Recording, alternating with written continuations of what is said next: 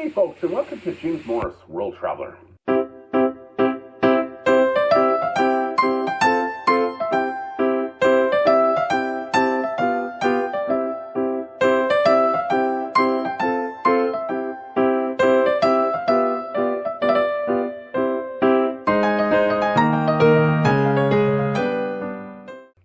Now, in this video review, I want to talk about the GO CITY Dublin Pass 3 days with the Howth Coastal Tour. Now, I used this pass from June 12th to the 15th, 2023, which I really enjoyed using this pass because I was able to jump on and jump off the bus for whatever bus stop that I wanted to hit any of the major attractions, which is awesome. Now, this pass allowed access to all the major attractions within Dublin, but they are not just limited to the ones I'm going to say, but just a few of them were Dublin Wax Museum, Dublin Zoo, Guinness Storehouse, Dublinia, the GPO, which is the General Post Office, the Natural Irish Museum, and the Little Dublin Museum, and much more. One thing I want to mention, though, and I will mention this in a different video on a different review, is that when you do the Guinness Storehouse tour, you have to pre-book that online. So you have to go on the website with this pass through the pass company and pre-book it. You can book it in destination or you can pre-book it before you go, depending on what you choose to do. But I pre-booked it a couple days before while I was still in destination in Europe. But I wanted to let you know that, and I will let you know that again in my future video on that specific tour.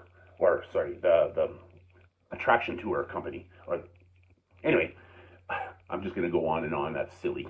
So, now, there are a couple attractions that you can't go to unless you pre-book them. One specific one is the Kilmainham Gaol, basically the jail. You have to pre-book a lot of this. This place is a very busy and a very attractive tour attraction, so it's usually booked online and it's sometimes a long wait. So that was one that I didn't go to and I would love to go to, but it's unfortunate that I wasn't able to go because I didn't book it. And like I said, it's a very popular attraction. Now, there are a couple places that are free that you can go to, which is funny because it's included in the 25 plus attractions that you can go to in the Dublin area. Again, there are a couple that are outside of the city, which I didn't bother to go to because it's like I'm not going to go all the way outside of the main area just because I just didn't feel right to do that, which I probably could have, but I wanted to bring that up as well so that people know that some of the attractions are actually outside of the main city center, though there are other ones that I never brought up or didn't need to worry about it, but there are, like I said, 25 plus attractions within Dublin and area. But like I said, the free ones are included, including, I'm just double checking here, the Natural Irish Museum is one of them specifically that was free. And it's anybody could go to it even without the pass, I believe, though the pass does help to get in. But yeah, I still like the fact that all these are included, because even if you go to 15 of them or 10 of them, that alone is worth it. So, I paid over the $300 for the London and Dublin pass put together. So I don't know the exact pricing as of 2023. I'm guesstimating approximately half of that would be worth what it's worth, but again, I don't know offhand how much exactly it was worth individually. Because, like I said, it was over $300 Canadian, that is, just for both of those passes. Now, I do still think it was worth doing it. You have to,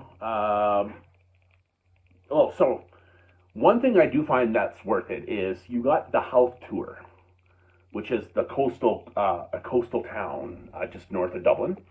That alone is worth €30. So that alone is worth going to. And that'll be done in another video as well that I'm going to be reviewing now and explaining more of it. So that alone right there is worth $30 over what you spent. So €30, and that's as of 2023. Summer 2023. Now, one thing that I noticed that happened on the third day of use is, but I don't remember exactly how it happened. I had to go to the ticket office of Big Bus. And this kind of annoyed me. It really did. And this is one thing I didn't like about it. I paid for a 3-day hop on, hop off bus pass, right? And I said to her,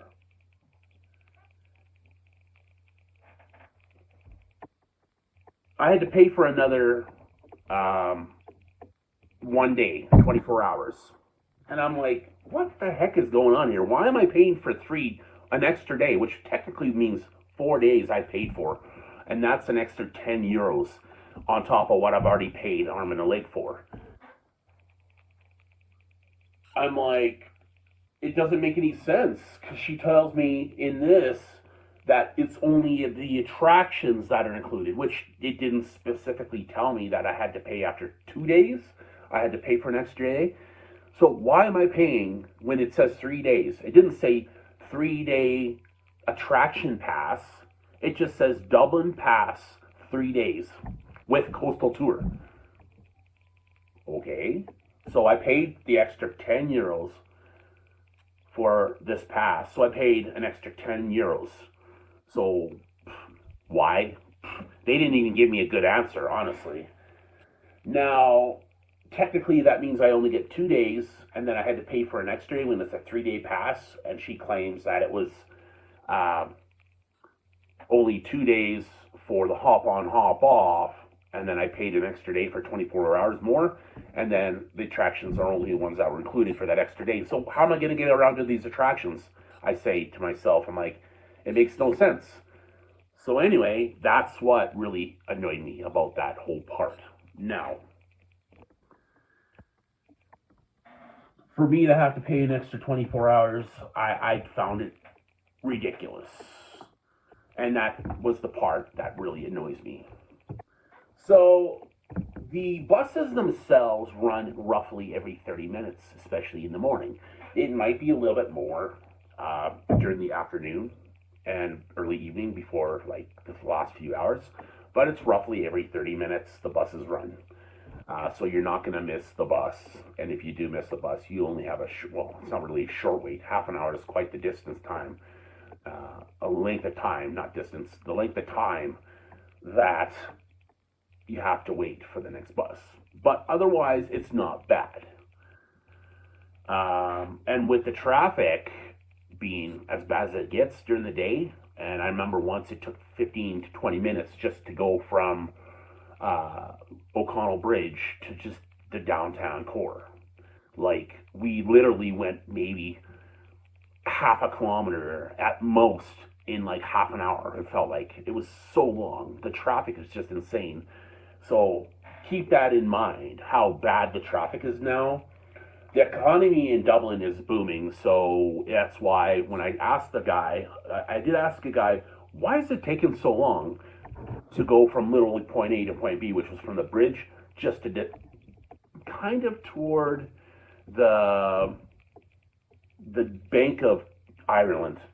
That was maybe a couple hundred feet, or a couple hundred yards, maybe 100 yards, if that. And it was half an hour almost. Traffic.